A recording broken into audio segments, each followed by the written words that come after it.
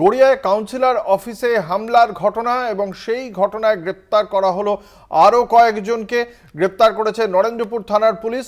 গড়িয়ায় এই ঘটনায় ঘটেছিল ধৃতদের ইতিমধ্যেই বারুইপুর মহকুমা আদালতে পেশ করা হয়েছে বলেই জানতে পারা যাচ্ছে। এর আগে কাউন্সিলর অফিসে হামলার ঘটনা ঘটেছিল, সেই খবর আমরা দেখিয়েছিলাম কলকাতা টিভির পর্দায়। সেই ঘটনায় আরও কয়েকজনকে গ্রেপ্তার করলো পুলিশ। নরেন্দ্রপুর থানার পুলিশ এদেরকে গ্রেপ্তার করেছে।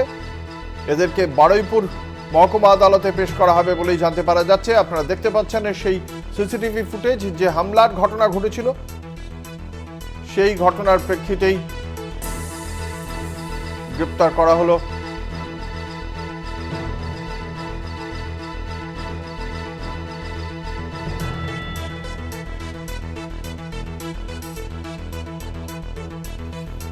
আপনাদের জানিয়ে রাখি, গড়িয়ার কাউন্সিলর অফিসে হামলার ঘটনা। আমাদের সঙ্গে রয়েছেন আমাদের প্রতিনিধি সুখদেব দে। সুখদেব, আরো কতজনকে গ্রেপ্তার করা হয়েছে এই ঘটনার প্রেক্ষিতে, কি জানতে পারা যাচ্ছে পুলিশ সূত্রে? দেখো, গত রোববার দিন 4 জনকে গ্রেপ্তার করা হয়েছিল, তারপরে আজ আবারও 5 জনকে গ্রেপ্তার করা হয়।